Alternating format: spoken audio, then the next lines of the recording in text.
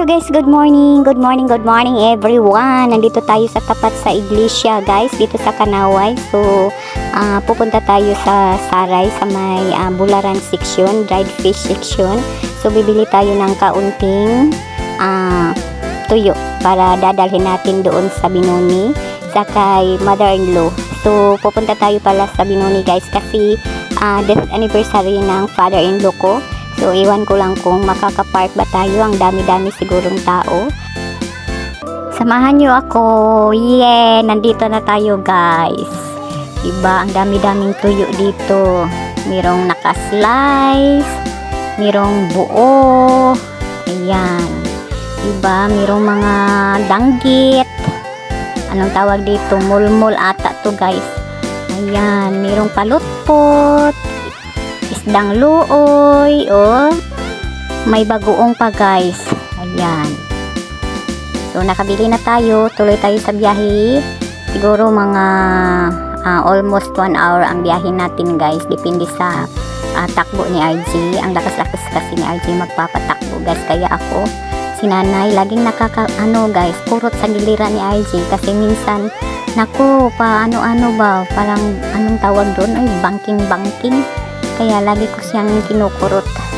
Minsan nagagalit na lang siya sa akin kasi ang ingay-ingay ko daw. Lagi daw akong sumisigaw, nangungurot, ganon.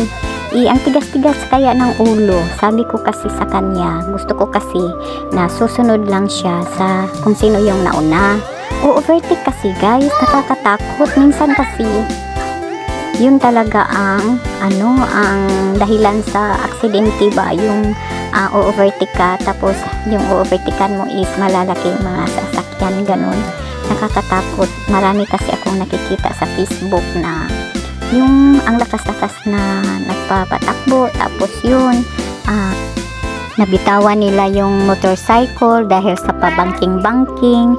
Yung banking-bangking guys is yung may pa-curve, tapos halos na lang kayo matutumba, yung ganun. Ginagawa talaga ni RJ sa akin. Kaya sabi ko, huwag kang ganun pag ako ang nakaka-backride sa'yo kasi takot kasi ako ng ganun guys. Meron kasi akong nakikita na nagbanking-banking ba, tapos yung nabitawan niya yung motorcycle, tapos yung motorcycle niya is tumama din doon sa may motorcycle na paano sa kanya, papunta sa kanya. Buti na lang yung nagda-drive doon is nakaakyat, tapos yung motor ang natatamaan. So kawawa yung motor guys. Oy, napunta talaga sa may banin. Nandito na pala tayo sa guys, sa National Steel Corporation. Ayan, kung nakikita nyo guys, may pader. So ayan, pader yan sa National Steel Corporation. Siguro gate 4 ata to or gate 5. Ayan, diba? Kung sino yung hindi pa nakakapunta sa Iligan, ito ang National Steel Corporation dati. So guys, nandito na tayo sa papunta na tayo. Wait lang, hinto muna tayo saglit guys kasi parang may sira ata. O diba, sa wakas. So papunta tayo sa Maria Cristina Bridge guys. So kung nakikita nyo, ayan, diba? So ito ang Maria Cristina Bridge. So pagkatapos dito is Patimuga tayo, Buroon. Paburoon tayo. So ang Buroon guys is nandoon ang Timuga. So yung Timuga is maraming swimming pool doon. So diba, so ito is Patimuga na to. Merong dyan guys, Holiday swimming pool, merong spring pool, merong Dilamar, merong Marvillas, and then pa, Mimars. Ayan. So tingnan nyo guys, so ito na ang Timuga. So nandito na tayo sa Timuga. Ito ang Timuga. So sa left side is nandito ang swimming pool, diba? So nandito na tayo sa swimming pool, sa may swimming pool. Oh, ayan. lumagpas na tayo sa Timuga guys, pero nandito pa rin tayo sa Boroon. So pagkatapos dito sa Boroon is Linamon. So Linamon na naman tayo. So ano yan guys, grabe, ang lakas-lakas ni RJ magpapatakbo. Uy, yung hangin guys, ang lakas-lakas. Yung sipi ni nanay, grabe ang hawak ni nanay. Uy, kasi halos natatangayin sa hangin sa lakas ng takbo ni RJ. Yung helmet ni nanay. Ay, tingnan nyo guys, grabe. Hindi ko kasi na lock ng maayos yung belt sa helmet ko ba. Kaya yung helmet ko ay halos na matatanggal ba. So ayan. So palapayan na tayo guys. Hindi sana si nanay magbabakride kay RG. Si Lablab kasi yung ipapabakride sana ni nanay. Kasi gusto ko sabay kami ni tatay. Ayaw ni Lablab kasi mahagar daw siya. Yung beauty niya guys, ingat-ingatan niya. Napipilitan tuloy si nanay magbabakride kay RG. Ayoko sana magbabakride guys kasi ang sakit sa likod ba. Gusto ko sana sabay kami ni tatay, kaya si Lablab sana ang ipapabakride ko kay RG. Tipid kasi kami sa pamasahe. Kaya yun, pero ayaw niya, kaya si nanay na lang. So, nandito na tayo sa Lapayan, sa may tulay sa Lapayan. Ayan guys, ang haba-haba ng tulay dito. Oh. Tingnan nyo, ang ganda-ganda. So, idadaan daw ako ni RG sa Tacob, Kauswagan. So, pagkatapos dito is Tacob, Kauswagan. Idadaan daw ako ni RG sa may organic. Ang tagal-tagal ko nang gustong mamasyal doon sa may organic guys. Pero, wala akong time ba kasi almost siguro from Iligan mga half hour ata ang biyahe. Kaya gusto ko na pag mayroong okasyon sa Binuni, magda-drop by lang kami. Pero minsan lang kasi ako makakauwi guys, busy din ako sa YT. So ayan, ngayon buti na lang idadaan daw ako ni RG, pero iwan ko lang kung magkaano ang entrance. Sabi niya daw mura lang. So siguro iikot lang tayo doon guys, pero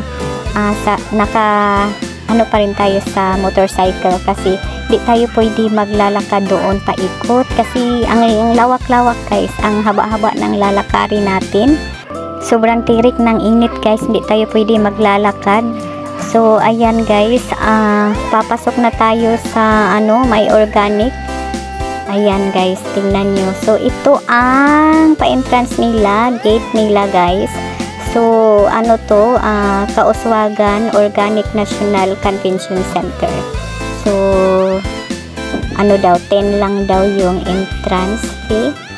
So mura lang guys, kung sino yung di pa nakakapunta dito sa Kauswagan Organic National Convention Center.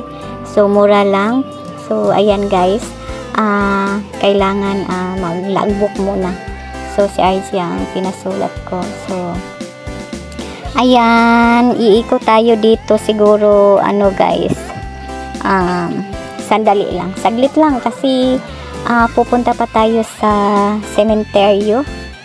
So kailangan tayo ng ayan guys, tingnan nyo. So ganyan ang nila, pa-paint nila, diba? Ang ganda. So ayan, nandito na tayo guys. Tingnan nyo, diba? May Kauswagan Organic National Convention Center. Oh, ang laki-laki dito guys. Maganda dito pag siguro mga 4 PM. Yung wala ng init ba. Tapos ayan, gabi. Maraming ilaw kasi dito guys. Ang liwanag-liwanag daw. So maraming nagpupunta dito tuwing paggabi na. Kasi ang lawak-lawak guys. Tapos mayroon ditong sa pa-right. Mayroong maraming mga tawag dito. Yung kahoy ba, yung puno sa bituon ba tawag dyan? Bituon or ano bang tawag doon sa puno sa dagat? Bituon, iwan ko lang, basta dyan, pa-right guys, papasok ka dyan. Tapos mayroong doon, pwede kayo managa ng isda, mamingwit ba? Anong tawag dito? Mamingwit. So, ganito, tingnan nyo guys. Ayan, diba? Meron sila ditong mga garden ata, tanim-tanim. Tapos dito, tingnan nyo. Ayan, diba? So, as you can see, meron silang parang salamin ba? Salamin. Diyan. Diba? Dati, sa December guys, is maganda dito daw kaysa sa boardwalk kasi maraming Christmas decor, mga Christmas lights. So, maganda talaga siya. Ayan, meron dito. Anong tawag dito? Basta meron silang pa-garden. Kayon? Anong tawag dito? Kayon. Hindi ko na makita guys. Pero, nakita ko yun ng yung hindi pa ako nag-voice over. Ayan. So, dito, tingnan nyo. Nandito. Ayan talaga ang itsura ni nanay at saka ni RG guys. Diba? Nakamotor. Diba? So, ayan. So, papalabas na tayo. Diba? Dito na tayo sa labas guys. Papunta na tayo sa Binuni, Bacolod. So, kailangan natin pupunta sa cemetery. So, lang tayo doon guys. Managkot ba? Diba? Kailangan natin tirik ng kandila para sa death anniversary ni father-in-law. So, ayan. Samahan nyo kami guys. Sobrang init. Siguro yung biyanan ko is mamayang hapon na siya pa pupunta sa cemetery kasi sobrang init. So, kami lang siguro kasama yung kapatid ni tatay at saka mga pamangkin ni tatay. Parkour mo sa inyo. Mga apo ni Kula.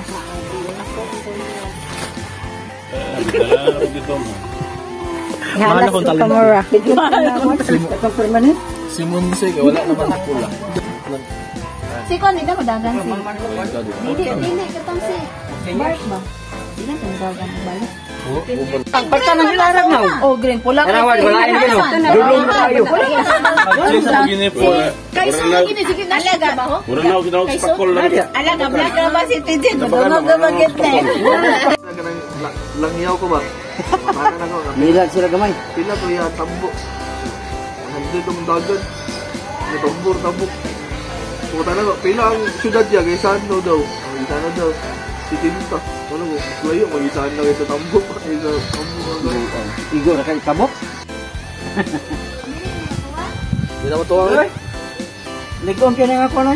Na malagot ko ta kay nigdayon bitaw ni mog tindog ta. Mura kag mamumo.